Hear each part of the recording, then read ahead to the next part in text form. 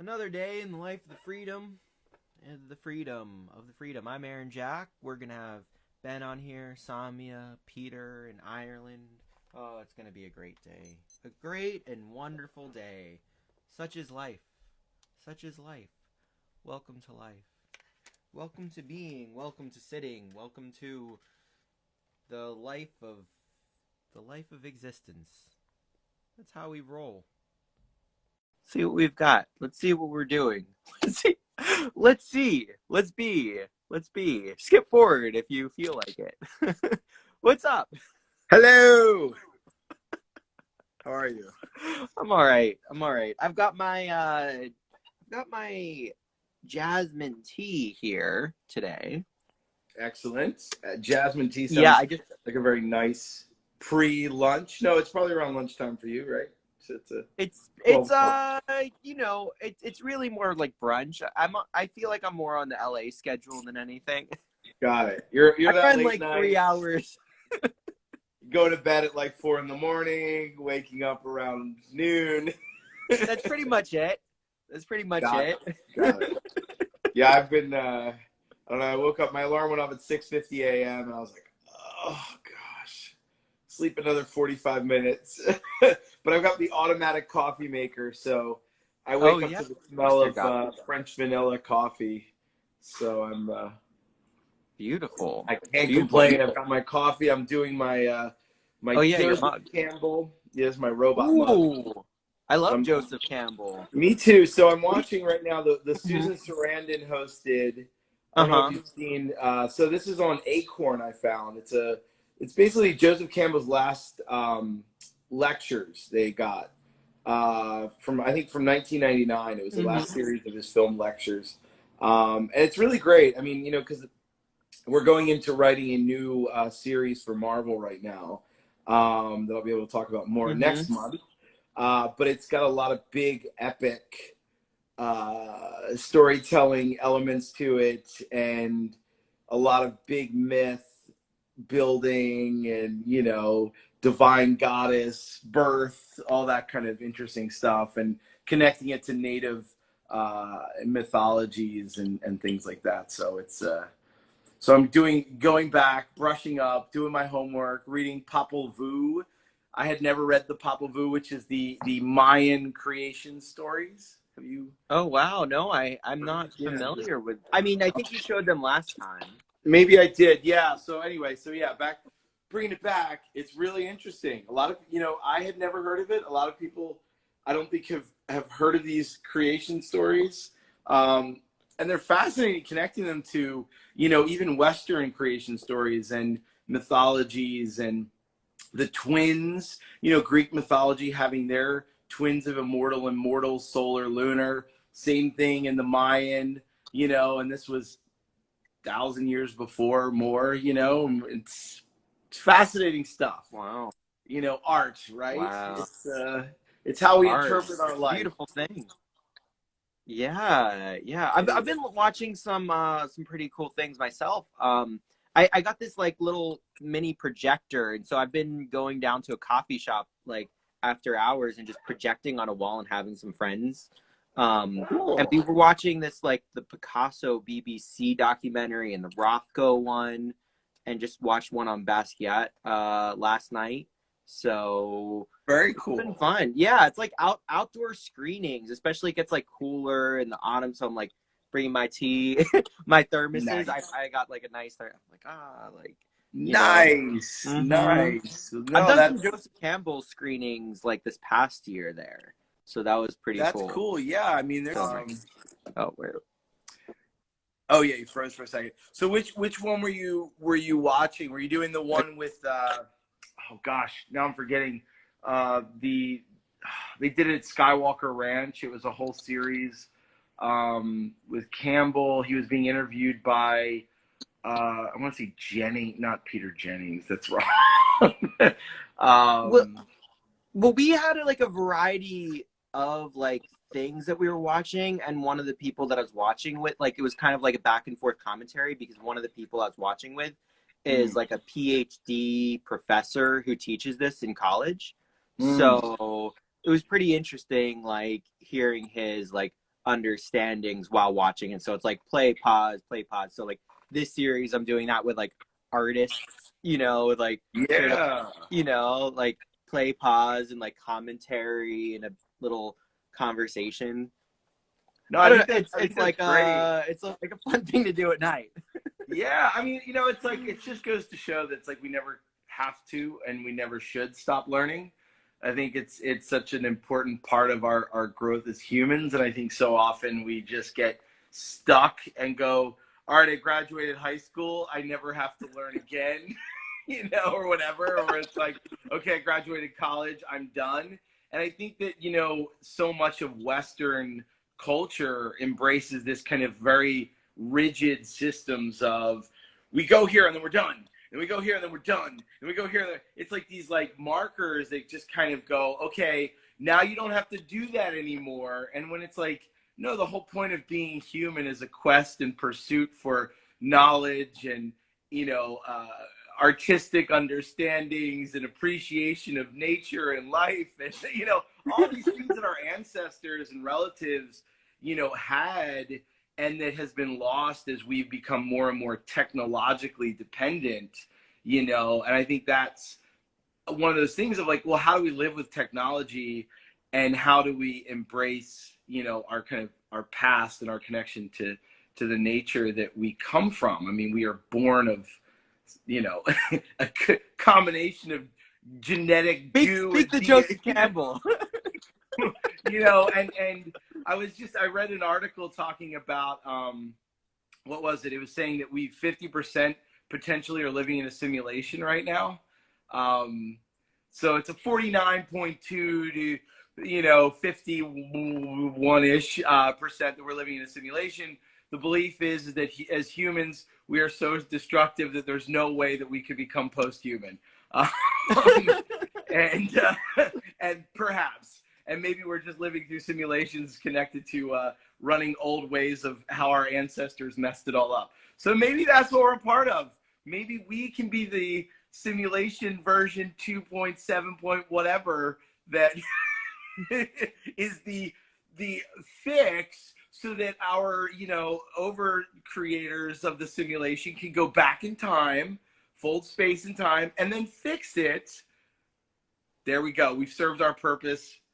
All is well. We can fix it. We can fix the world. We have the power in our hands. We do. Even, and we're in a simulation, we have even that much more power. So, you know, own it, be it. Well, I'm gonna jump. Be the power. Be the power of the future. Right? Create the power. Oh yeah, we're getting Samia on here. Samia's she's wandering around Damascus. So I'm gonna let you all go by the power of Grayskull. No, freaking He-Man stuff. All right. Adios. I'll talk to you later. All right. See ya later. All right. Which Samia? We'll get Samia's new account. Samia has an art account now. Go follow it. See what happens. You never know. What's up? You're on your art account. Hi. How are you? You're on your art account. Go follow it, people. Samia's gonna go post art things later. Yeah. Anyhow. Yeah. When I finish college. Hi. How are you? When you finish college. No. Yeah. Now. Where are you? I am in shopping, actually. You're shopping. Yeah. What are you shopping for? Yeah. Well, I went here to buy some fruits. You can say, you can like see this is a big store for fruit salad. You know? Fruit salad. Wait, yeah, you buy fruits at a place called Fruit Salad? Yeah. It's Take like us there. Yes. Oh, okay. But it's kind of like it has a lot of people. You know? Oh no! Don't take us in. Don't get COVID. Don't get COVID. Don't get COVID on the count of freedom. Okay, we'll get a little bit closer. Can say. We're all about freedom, but not getting COVID. Exactly. So. Where's your mask? What? Don't you wear a mask? I was wearing. You can put it on. It's okay. Here, I'll wear one with you. I'm eating corn.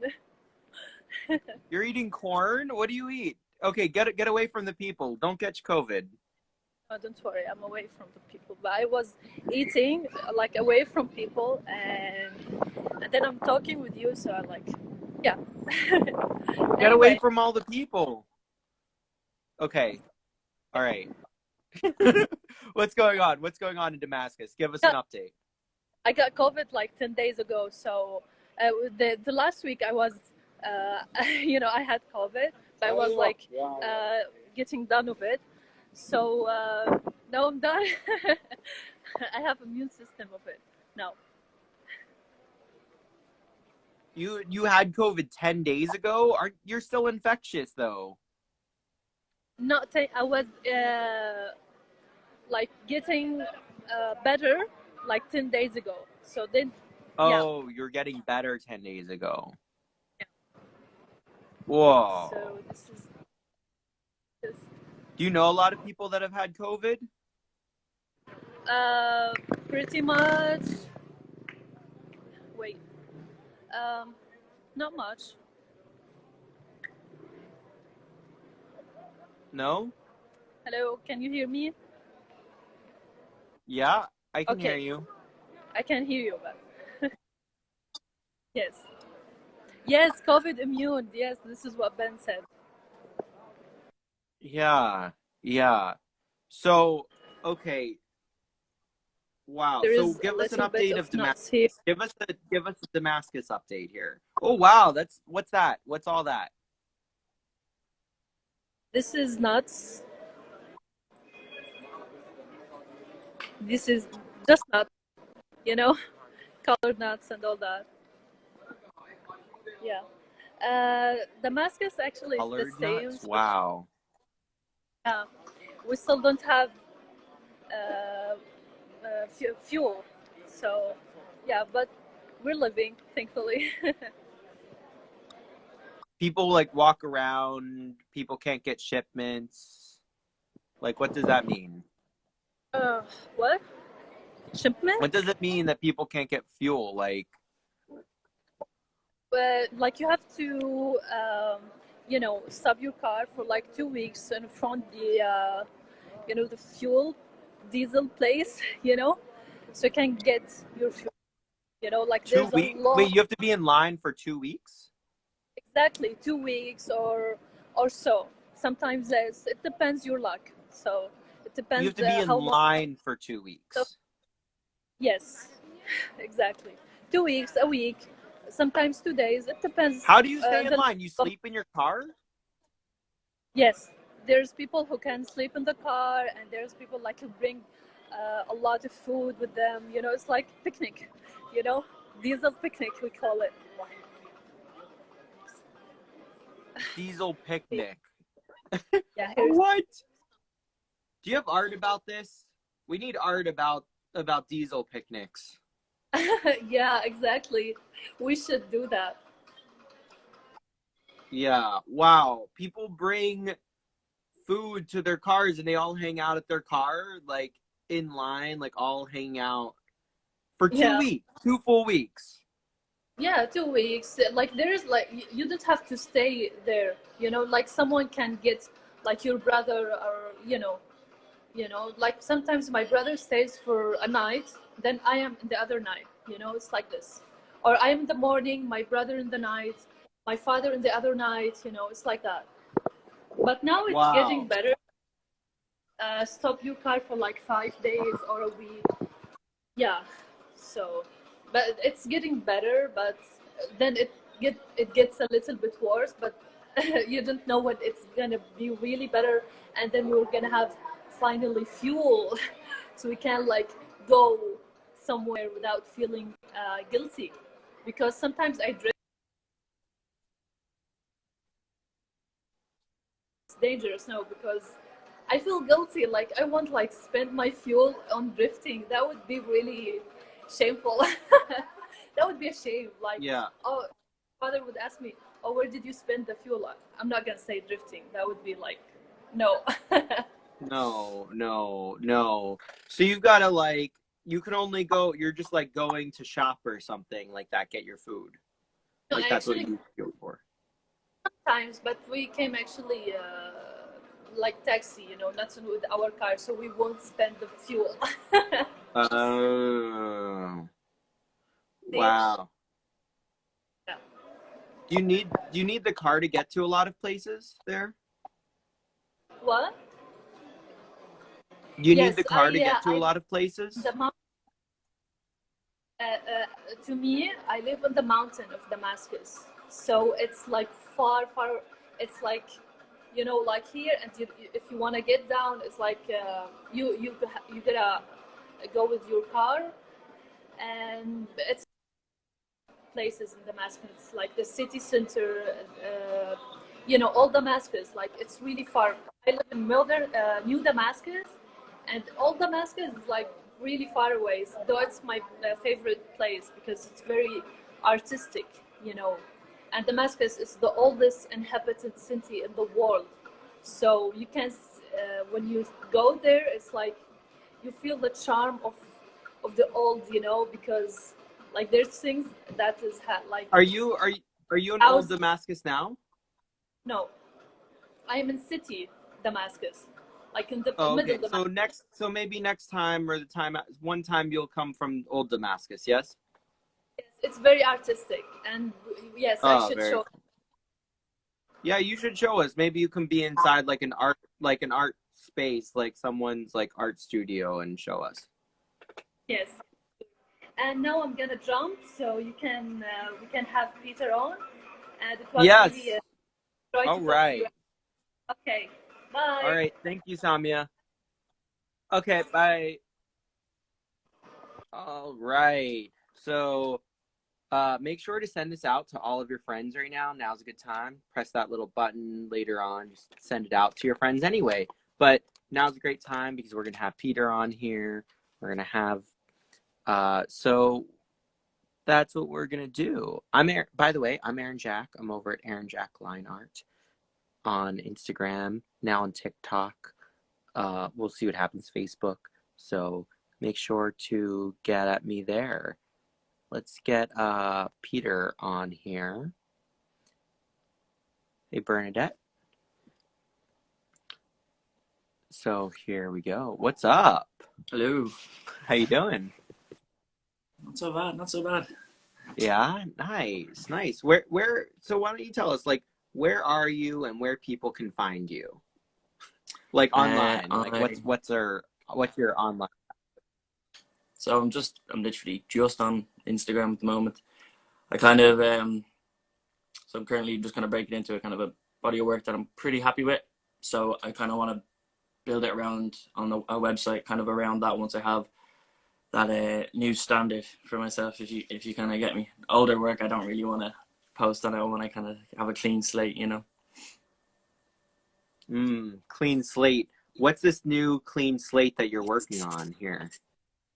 Well, yeah, no, I just think since the start of the lockdown, a lot of things have evolved, just mainly in regards to time, and leaving kind of, you know, retail after college and stuff, you know, just to so I just took that plunge really to sit at home and get into digital kind of 3D modeling and stuff. So that really kind of pushed the boundaries. But I suppose I'd like to kind of talk about really kind of how that happened, you know, and how that kind of evolved, I suppose.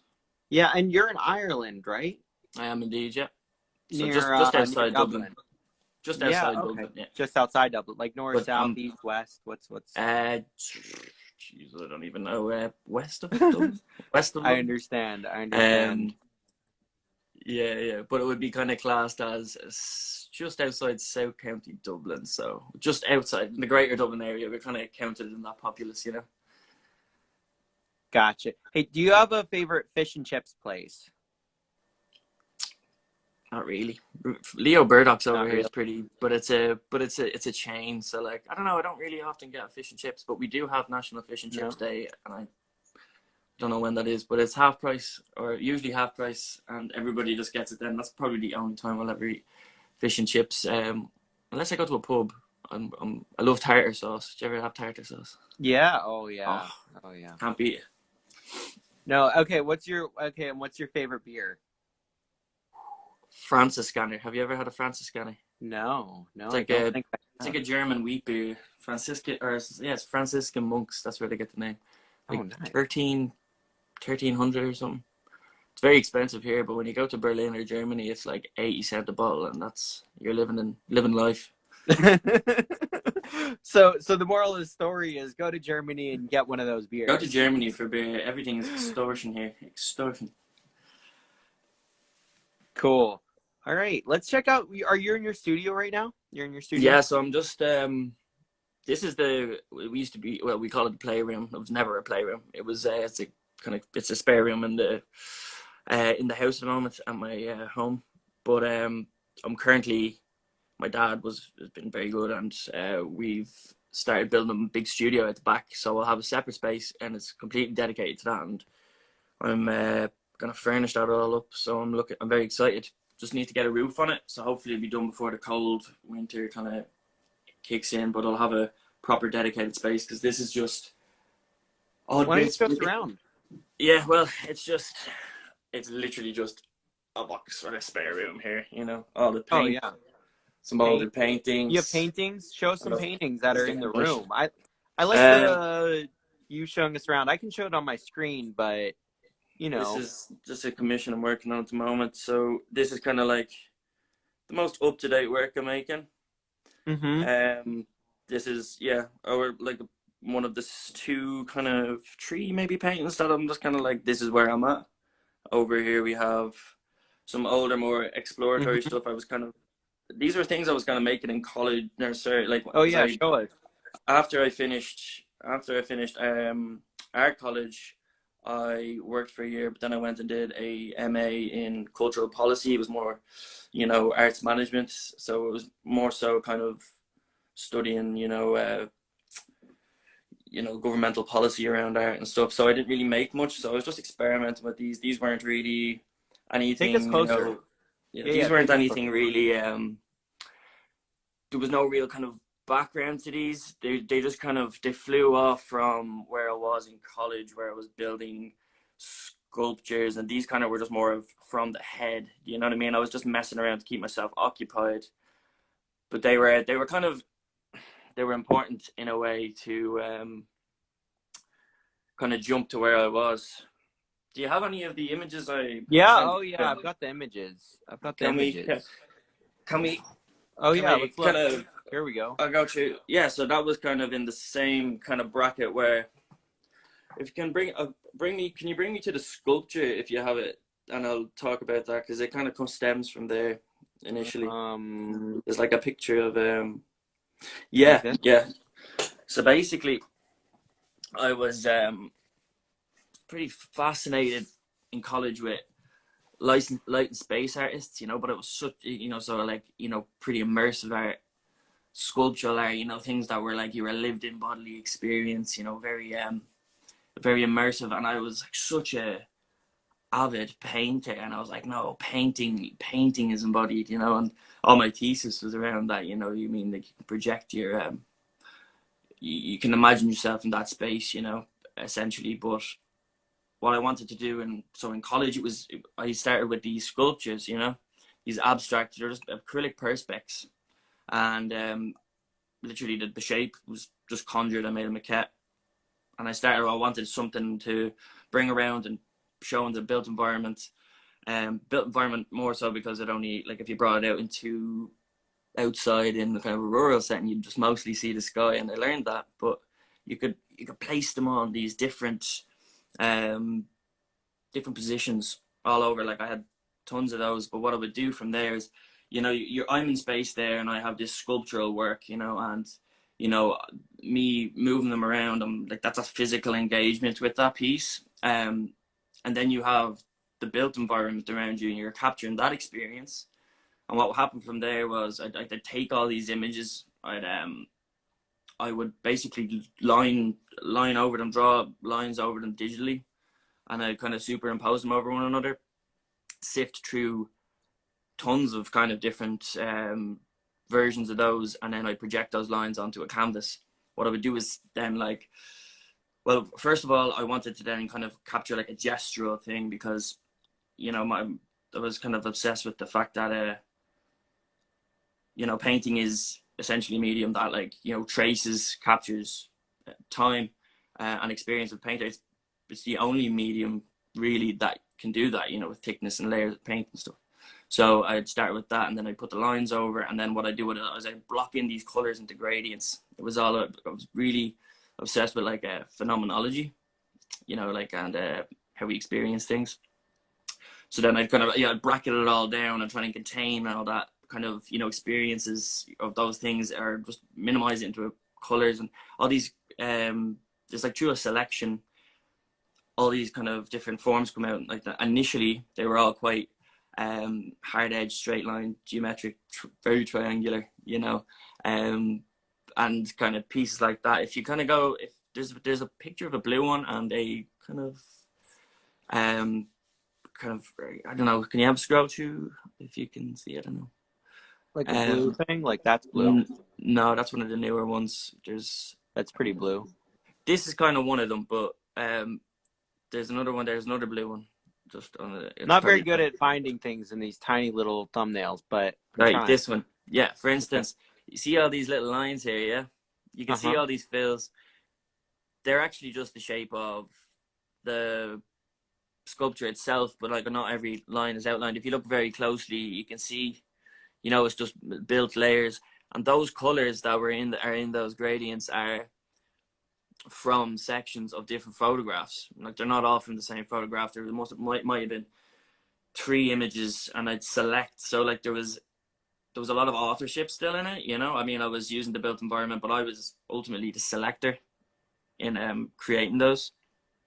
But it was great because it was a way of channeling, you know, external experience through myself onto a canvas, you know. So you had that mixture of behind, you can see the kind of the loose, you know, interpretations of things, and then you have this quite, you know, considered, you know, kind of layering on top, you know. So it was, these were all my grad show. I had 4 of these, and then the one that you just showed there with my dog beside it, that was a big piece on the wall. But what happened then was, like, I made a video, and then the sculpture was in the middle, so you could walk around the sculpture, and the perspectives would bleed all the different canvases together, so you could see yourself amongst this, you know, as a viewer. You know, it was immersive. It was my paintings, you and the sculpture, and your point of view, you know, and you know, it was melded together. So that's what I was kind of doing. I was like, I wanted to, it was a non-hierarchy media. It was an expanded painting in a sense. And yeah, it was not like that I had to prove anything, but that's what I was doing, and that's kind of what revolved around my thesis and everything. But yeah, that's kind of where it started. And those other ones that I was showing you there, I was just taking the gradients, and when I was in college, I was just sketching something a bit more organic. You know, like, I kind of wanted to stray away from this straight lined geometric kind of stuff. You know, so there was no reason other than just being a bit more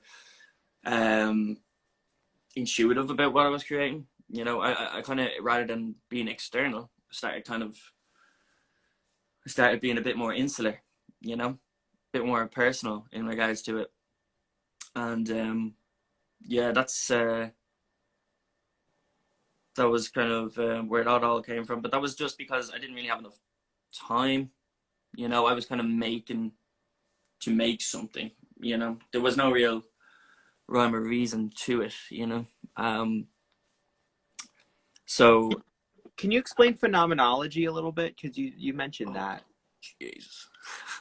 Oh, God. I'm kind of not really that brushed up anymore. I couldn't really get into it, but it's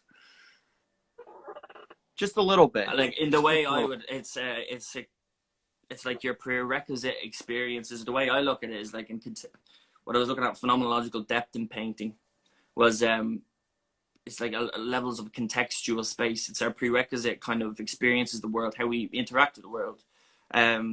Say, for instance, you know, when a child is engaging with cubes and putting blocks through, you know, different shapes through things, you know, they learn through trial and error. It's that prerequisite experience. That's how you learn how to deal with physics, how to, you know, navigate objects. If you were looking at, like, say, Donald Judd kind of sculptures, yeah, the idea of those is that like when you were looking at these three-dimensional forms, if you could look, like our experience of the world allows us to determine what the other side of that object would look like, you know.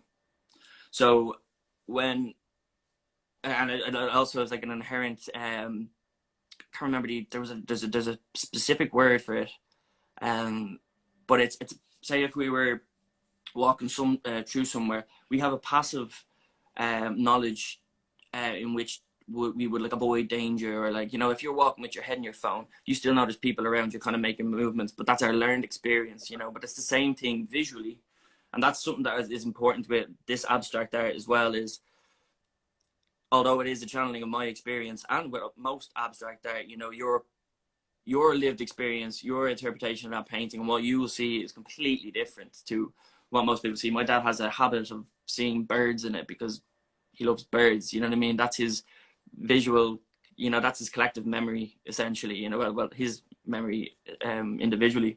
But yeah, it's that's roughly kind of like, that's the way I kind of thinking about it. But the contextual space was kind of like, was just arguing that, you know, we are embodied when we view things, because when we look at something in regards to this, like there's like oneric spaces, like dreamlike spaces, things like real forms that we see, and they link to a time we could feel, or like, you know, you might hear something when you see something, or you might have a particular smell or memory linked to visual image. So therefore, you know, it is embodied, you know. So that's kind of, I think that's roughly kind of explained it. There's a lot more different applications to it, I suppose. But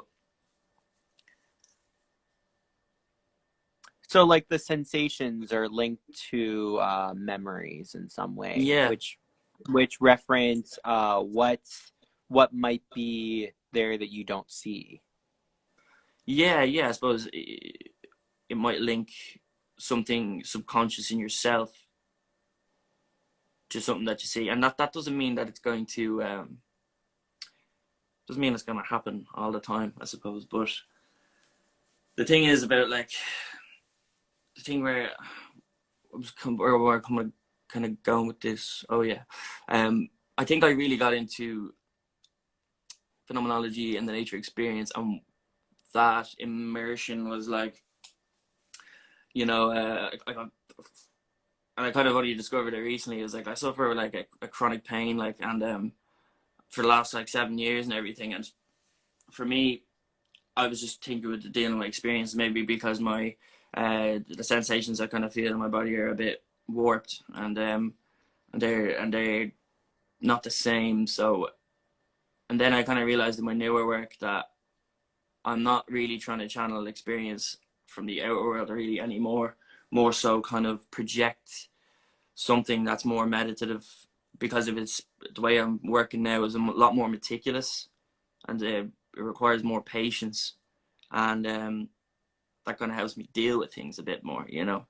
And I think like you can look at things about the phenomenology of illness and everything, and how, like, you know, Frida Kahlo dealt with that and everything, more so, but she was depicting her kind of you know, trouble with her body and everything, whereas mine, I'm more looking at like now spaces which are a bit more kind of wild, a bit more abstract, and that, but in that there is a depth, a literal depth, and they're more of a spectacle as well, where you can get kind of drawn in. Like, I mean, you can see the depth here that I'm creating, you know. And for me, that's just, you know, I'm creating something that makes me feel kind of a bit more maybe adequate in my body, that I'm doing something worthwhile as well, you know. But it also centers around, you know, the current kind of digital kind of the digital art world as well, you know. I'm if you can see if there's any images of digital pieces there, I'll kind of talk a bit about that. I'm not sure what's. Yeah, that's another interesting thing. Like, sometimes people aren't sure whether it's digital now or a painting, you know, unless I post a side view of the canvas, because then some people think that the digital work, yes, like this. What happened then? What happened when the COVID hit? Like, I randomly came across somebody posting. Like, I was always a fan of 3D rendering, you know. I think it's fantastic. It's but it's always used in a real design way or a motion graphics way, you know. And I just came across a girl's post, and she hashtagged like Adobe Dimension. So it's like Adobe Dimension is just, it's a fairly easy program to get to grips with, an introductory kind of 3D platform where it's a lot of people use it for say packaging and stuff like that, and putting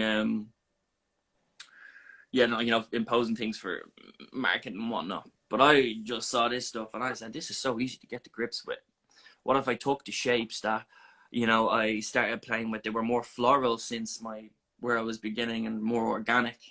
But in tandem with like this kind of thing about digital, which I'll talk a bit more about, you know, it was like you know, in analogous to like machine learning. It was me taking shapes and kind of refining them, you know. It was informing me furthermore, you know, about just, I was like, why these? But like, yeah, these look great, I'm gonna keep kind of pushing it in different iterations. But then I was able to bring it into 3-dimensional platform and do all this crazy stuff, apply materials and reflections, and really stretch them out. And that was kind of influenced by, I heard it was like biological kind of term, like, you know, the morphospace, morphology, yeah.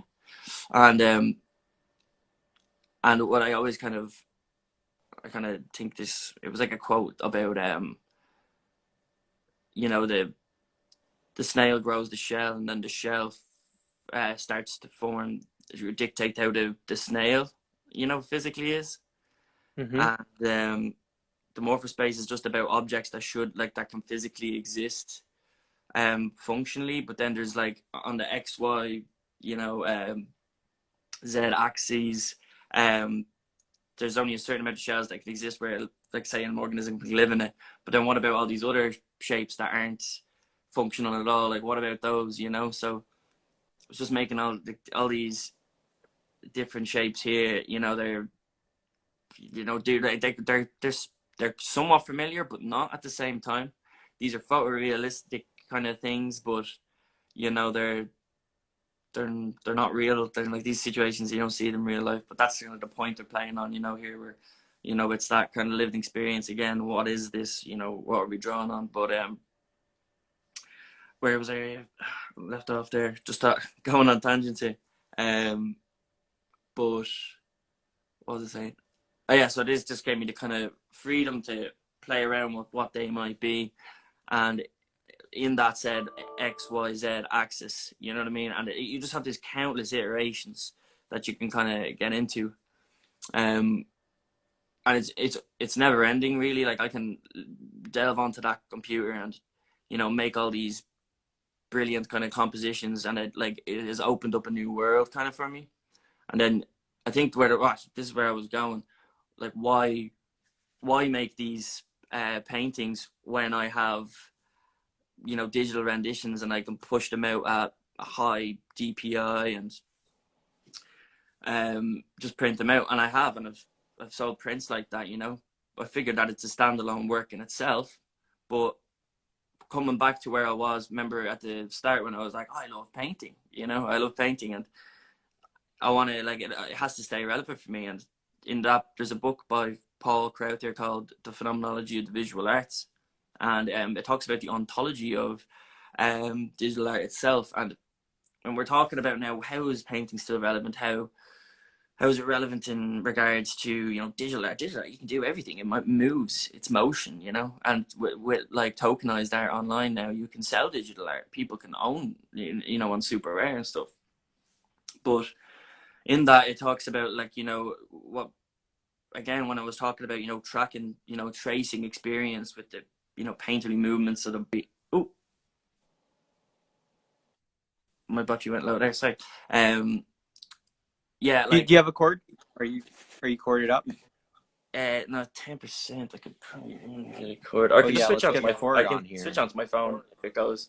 But the difference between, I suppose, painting and a digital piece is the expenditure of time.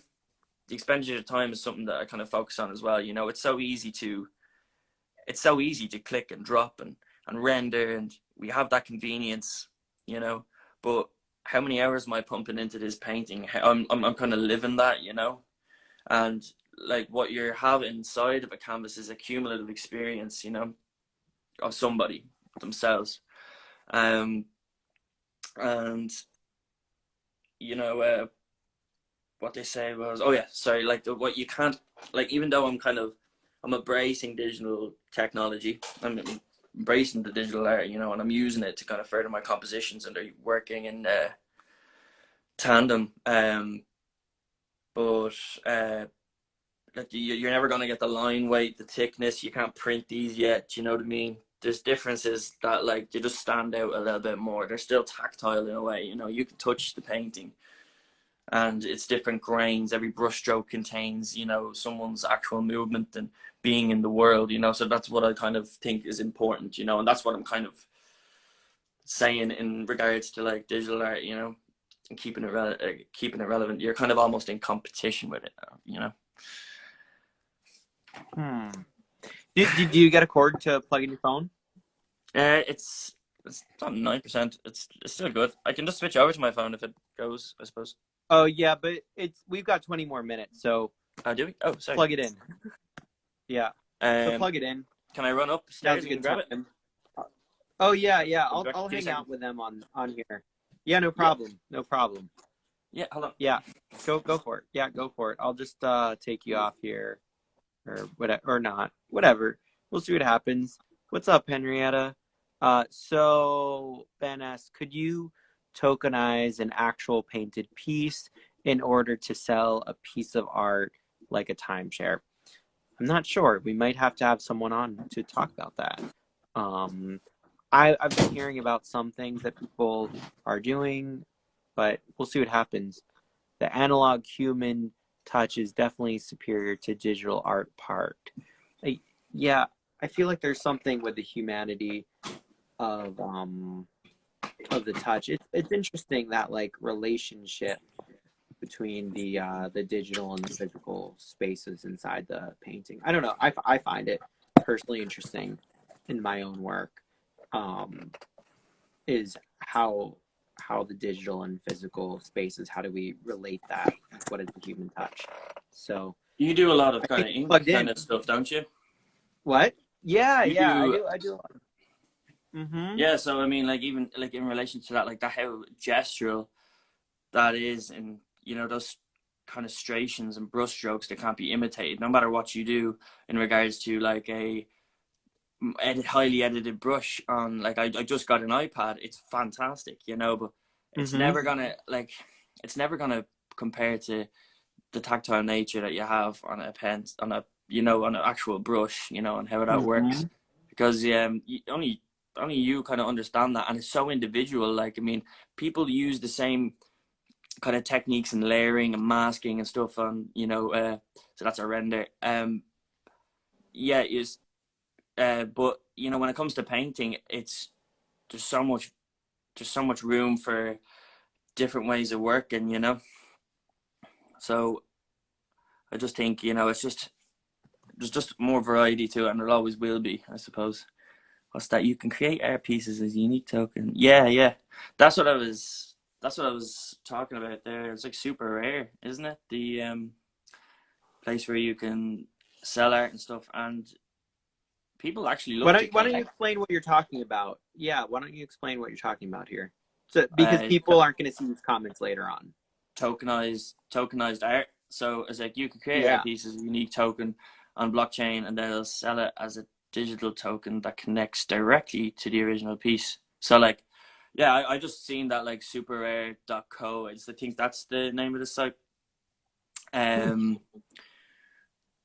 That's you see collectors on there, and they're spending money equivalent to what you would pay for a painting now. So it's a great way for people to kind of collect, because what it does is it does push past shipping as well, and it keeps it that individual thing, because I suppose that's the problem with that was with digital art, was that it's just there can be so much of it and it can be easily reproduced and whatnot, but there's obviously blockchain kind of protects against that. I don't know too much about it, but a lot more kind of media artists I'm friends with would be heavily into that stuff. But yeah, someone said here they're definitely work them together. They're both they are both valid, and I think that's something that I suppose we kind of do have to accept. And there's some things that we can't capture exactly when we need to kind of separate those. But I suppose like this is like the painting I'm working on now is heavily detailed, and I think what's interesting is that though that it pushed me to be a better painter and trying to negotiate. Essentially, I'm transposing that digital painting onto the canvas. And it's taught me. Oh, that's a hairdryer. It's taught me a lot about application itself as well. So I have to at the same time thank the kind of technology and the people who create it. In how it's inspired me, because realistically my vision would be completely different. I'd be still painting that painting right now that you're looking at. That was completely organic. That was just out of my head, so this was before it developed into the more digital renders. Do you remember that older blue painting that you brought up? There was one that I said there was a newer one. Oh yeah, there was a new one. There was this one, and then there was this one. This one, yeah. So this one's called Origami, and that's of a render. I sold it recently. I would love to show you, but yeah, this is called Origami, and this was made basically what the concept here was built. I built that on the render thing, but I tend to use what I tend to use with this render engine is to frame the compositions in a painterly manner, rather than I'm not building like this photorealistic space. I'm not using it to get photorealism. I'm using it as a kind of way of framing my compositions, but using lights and making a bit more. But it's interesting, working with essentially using machine learning to render and generate all these things.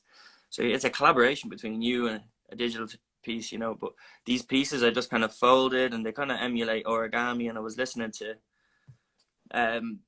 podcast, and they were talking about the meditative nature of origami, like 1,000 of them. This is my first one. If you made 1,000 origami swans, you can make a wish, and it was like a way of kind of just doing something personally, so you can set a goal and push through on it. Maybe I won't do 1,000 of these, but I'll do probably 100 of them, and it was like, obviously I had those kind of, I was talking about earlier about, kind of my pain and everything. And that's what I want to do. I want to achieve that. Do you know what I mean? So that I want to get that 100 of using the exact, and the whole thing about, origami is, it's metamorphosized, where painting is additive and sculpture is reductive. Origami is like the same piece of paper and it's morphed around. I'm going to literally use the same models I used in these and manipulate them so that they're different every time, but they're the same models. So I'm not adding or reducing. I'm using the same ones, but I'm trying to create different pieces. So that's just a challenge I'm kind of setting forward for myself, which I think is going to be an interesting one, because I've already got like a few planned. But once this is over, I'll get on them, Wow. So you're going to start folding the canvases? Oh no, maybe. Not yet. I always wanted to do. Did you ever see people with What I wanted to do, like initially when I was in college, was with the abstract kind of shapes, from the sculptures I was kind of doing. I always wanted to make canvases apart from each other that would make a collective whole, But that was just something that was in my head, But then I seen people doing it, and I'm like, good God, it's possible. But maybe, I'll be a bit more I think I'll be a bit more adventurous and experimental when I have the studio space outside. I'll have a lot more space to navigate. It is cooped up in here. Like, at the same time, it's the family home. Like, I mean, the walls are messy, but like within reason, you know. So I do miss having obviously the college studio, and I suppose I've been always away from art. I'm only really back to it, you know, in the last maybe 7 months, you know, like really back to it, you know, since, you know, I'm really just in that zone because it's all I think about now. No, I'm really engaging with. Yeah. So in the comments, Henrietta, I think, was talking about like painting on a digital print. And then now she's talking about working on thick paper. Maybe you could like paint on thick paper and origami it. I don't know. And then you paint. Actually, I don't know. it would be interesting. You know, I've always wanted to do. I made a render of what it would look like to have this stuff in space. Now, it wasn't physically possible, like without posing like a massive budget. But what was brilliant about this lockdown was making this work and people buying prints. And I've networked with people that have, you know, and there've also been artists, and there's been a lot of support. There was one guy in particular. He didn't want to have it posted. He didn't want to have the print posted. He wanted me to come up and visit his studio, and he worked with metal. He was a fabricator, commercial fabricator, but he did his own artistic kind of stuff, you know, on the side. And you know, he was interested in my kind of stuff and maybe making it sculptural, you know, and that would push it, you know. You know, that might be a collaboration down the line, you know, when I have that kind of freedom or have a vision for what I want to do. But it's possible, you know, and I'd like to, because most of the stuff in the paintings is in the renders, the material is plastic and metal, so it's focused metal, which is just reflective mirror, which is paying reference to maybe, you know, as I said, light and space artists that I kind of loved, you know, like, you know, Dan Graham, and we're thinking about Olafur Eliasson. Yeah, this is kind of just a mock-up of what that would, you know, might be. It's like a transformer or something, you know, but it was just an interesting kind of way of looking at things. But see the way it like inhabits space now, you know. But yeah, They're looking at how these things are also in space, right? Yeah, exactly. And but then again, then I'd be taken away from where I see the work in regards to what we're kind of saying about, you know, painting and its relevance. And then I'm actually being immersive here. I'd be, you know, talking about painting a space. But then again, you know, who's to say that the painting references then can't become something different, you know, with engagement with these pieces, you know. I'm not opposed to melding figurative stuff either eventually, but this is something that I really want to see out for the next while. Like I have done figurative stuff as well, and this has just been enjoyable for me. But, you know, it's not something that I'm opposed to, but like, yeah, it is really something I want to explore, is bodies in space and engaging with this kind of stuff. So then you're like kind of taking these canvases and putting them in space, and then taking them out of space, and then abstracting them. I'm curious. Yeah. So you're taking them in and out of space and moving them around and figuring out how do the canvases fit inside the space, right? Yeah, I suppose.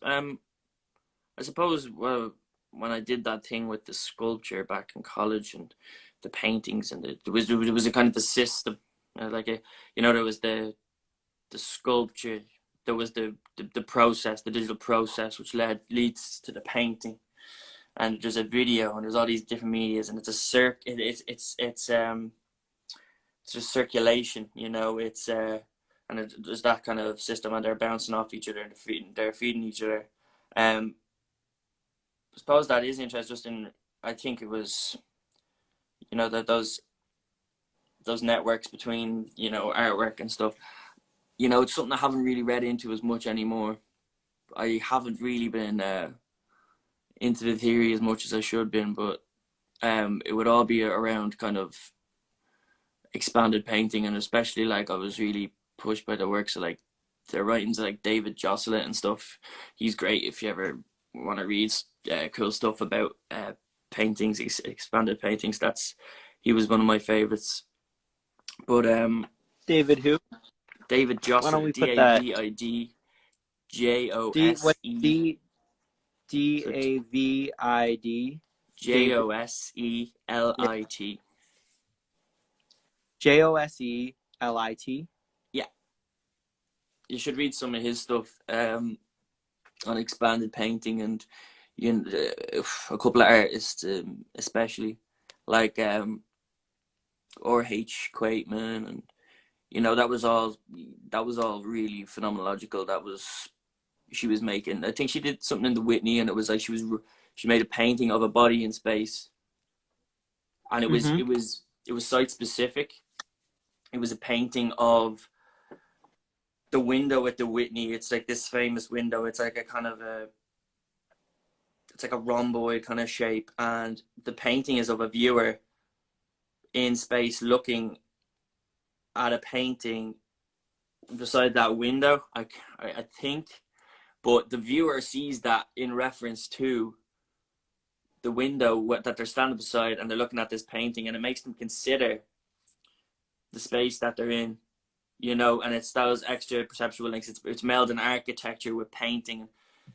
Obviously, I'd love to have something as maybe thought out as that eventually, but I think at the moment I'm just kind of finding that visual style, at the moment, and it's evolving so quickly. So it's that's an older one as well. That was one of the things that was when I was doodling, kind of with what I had done in college, and I was talking particularly about pictorial space here as it kind of winds, around the canvas and everything. It was literally just, you can see where it kind of comes from now.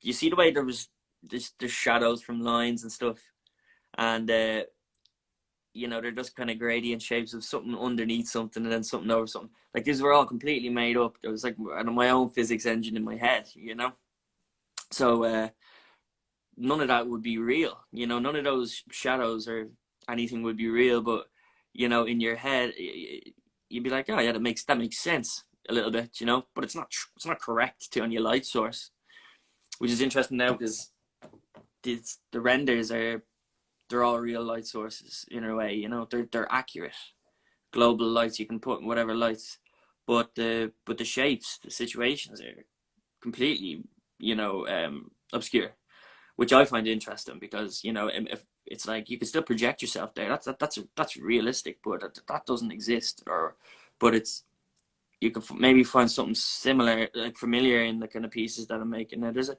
another really detailed render, but like that you can almost kind of step across it or something, or engage with those kind of they're just slides, like chips. What are they? Leaves, quite they just, so I just find that it's literally immersive now, the painting. It's meant to suck you, when you're meant to be able to navigate that space, I suppose. So we have a little less than 2 minutes left. We've probably a minute and a half. So I want to say thank you. Thank you for joining. Thank you all for watching. Thank you, Peter, for coming on. Thank you, Ben. Thank you, Samia. Thank you I'm for having Aaron me. Jack. You can find me at Aaron Jack Line Art. Yeah, if you want to say some words of inspiration, tell them where they can find you on Instagram, what your handle is. You got a minute. Yeah, so it's at Peter Smyth _ Peter Smyth _ and yeah, just thanks for having me. I've never really kind of spoke over a live video, so it actually flew by, and I can realize that I can waffle so much. Thanks for watching, guys. Thank you. Yeah. So what do you have any words of inspiration? You have about 40 seconds, some words of inspiration that you could share. I'll be pretty cliche in that, like, just keep working. Don't prioritize it. A lot of people, like Simon was saying earlier about college, not posting art, just post it. Just do it. Make time for it. There's always time for it, because, you'll find yourself in a rump, but then also holding it back makes you more creative in a way. So it's a kind of a two-sided kind of thing. So, but just make time for art, make time for being creative, no matter what it is. Wow, that's beautiful. All right. Thank you, Peter. Thank you, You're Ben. very welcome. Thank you, Samia. Thank you, everybody who's been watching. I'm Aaron Jack over at Aaron Jack Line Art, Freedom Tapestry Project. keep that freedom on. See you next time. See you guys.